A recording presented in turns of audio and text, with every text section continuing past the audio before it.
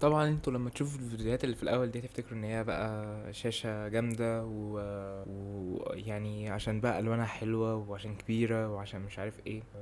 بس للاسف ده مش حقيقي. الشاشة دي آه، اسمها جالاكس، تمام. ده النوع بتاعها. المفروض ان دي مواصفاتها 2K اي بي اس 32 بوصة 165 هرتز 1 ملي سكند استجابة. الشاشة دي قعدت معايا بالظبط 15 يوم واتكلت على الله. ايه اللي حصل؟ اتحرقت. ليه؟ عيب صناعة فيها. و معرفش بقى اللي في السوق كله فيه عيوب صناعة زي كده ولا لأ، بس ده نوع ما ينفعش حتى ان انت تريسك ان انت تجيبه يعني. انت الشاشة تمنها غالي تقريبا، يعني من وقت تصويري دلوقتي عامل 12,000. فانت 12,000 دي ده رقم مش هترميه في الأرض. تمام. أنا اشتريت الشاشة واستخدمتها ولعبت عليها ومنتجت عليها ومكانش فيها أي حاجة. مرة واحدة لقيت الشاشة عملت معايا زي ما انتوا شايفين دلوقتي كده، وابتدت تعمل وميض وميض وتطفي وتقفل تطفي وتقفل، وبتقعد شوية على ما تجمع وتشتغل. فده لما سألت، دي حاجة اسمها ان الليدات فصلت. والليدات فصلت دي مصيبة كارثة يعني. يعني دي بيقولك ان دي بتحصل في الشاشات اللي عمرها اكتر من 30 سنة و40 سنة. طب ما ده الشاشة لسه جايبها، ده دي يعني لسه جايبها مكملتش 15 يوم. طب ازاي؟ ف النوع ده ما ينفعش حد يجيبه، ولا انصح باي حد تماما انه يجيبه، عشان حتى لو هو رخيص. ما هو رخيص عشان هو رخيص.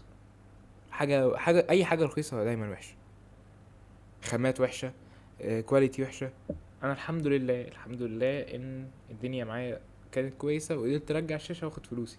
لا اعلم انت لو جبت الشاشة دي بعد سنة ايه اللي هيحصل، بعد سنتين ايه اللي هيحصل. ف الشاشة ملهاش مراجعات كتير. وانا ما كنتش عمري هنزل فيديو ان اعمل مراجعة عليها. ما فكرتش في الموضوع، لكن لما حصل معايا موقف زي كده لازم احكيه لكم، عشان محدش يعني الفلوس مش سهلة ان احنا نجيبها. فاهمين؟ فلوس مش سهلة ان احنا نجيبها، فحرام نرمي فلوسنا في الارض.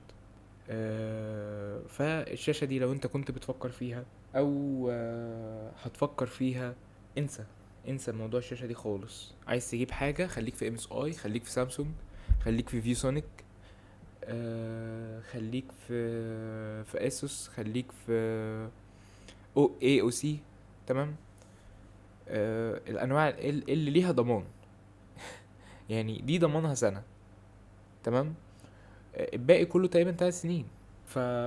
فايه اللي يخليني اجيب شاشه زي دي حتى لو هي ارخص؟ يعني انت بتتكلم نفس المواصفات ديت في ام اس اي عامله 16. يعني فرق 4000 جنيه. فرق ال 4000 جنيه دي انا بحافظ على حاجه هتعيش معايا عمر. انا مش جايب الشاشه 3 4 ايام وشكرا. مش جايب الشاشه هتقضي معايا سنه ولا اتنين واغيرها. الشاشه ما بتتغيرش يا جماعه. الشاشه بتقعد. الشاشه بتقعد. فاهمين؟ يعني الحمد لله على كل شيء، ده نصيبي طبعا. واكيد اللي يحصل معايا ممكن ما يحصلش مع غيري. لكن حط في دماغك ان الشاشه دي فيها عيوب صناعه. حط في دماغك ان ممكن وارد انها تحصل معاك. حط في دماغك ان الله اعلم هتحصل معاك امتى. انا اللي حصلت معايا في اول 15 يوم قدرت ان انا اخد فلوسي. الله اعلم انت بعد ما تشتريها بسنه باتنين عملت نفس الموضوع معاك. خلاص فلوسك كده ربنا يعوض عليك. فيا جماعه يعني خلوا بالكم. ودايما جيبوا الماركات المعروفه والمشهوره وما تسمعوش كلام اي حد. و... ومش عشان الحاجة رخيصة اروح اجيبها بسرعة جري، خاصة الحاجات اللي بتعيش عمر. فاهمين؟ الكمبيوتر معاك بيعيش عمر، الشاشة معاك هتعيش عمر. ما تسترخصوش في حاجة. حتى لو انت نفسك ماشي، نفسك جيب حاجة يعني خلاص بدل ما احنا وصلنا لل 12، بدل ما انت وصلت للرقم ده اتقل شوية، حوش وهات لك حاجة ب 16. هات شركة معروفة. ما تجيبوش ابدا ابدا ابدا شاشات من شركات غير معروفة. وجالكس فعلا كده غير معروف. هي لسه تقريبا داخله عالم الشاشات جديد، وانا قلت اجرب. كنت فاكر ان هي حاجه كويسه بس طلعت لا. انا كارت الشاشه بتاعي من جالاكس بقاله معايا 4 5 سنين. هو 3070. كويس جدا، تبريد كويس، اداء كويس، مفيش فيه اي حاجه. فهم مش كويسين في الشاشات. ممكن يكونوا كويسين في حاجات تانية، بس في الشاشات دي كانت تجربه سيئه جدا يعني. ف يعني قلت اعمل الفيديو ده بس عشان انبهكم، وعشان تعرفوا كل حاجة حصلت معايا. مش لازم اقول انا اشتريت الشاشة منين. عشان ما يبقاش اعلان، عشان ما يبقاش يعني هما كده كده الصراحة انا يعني يعني هما كانوا ناس محترمة. وريتهم الشاشة حصلت فيها ايه، رحت فحصتها. الفني فحص الشاشة فعلا لقى ان فيها مشكلة، قلت لهم هاخد فلوسي، ادوني فلوسي من غير اي نقاش.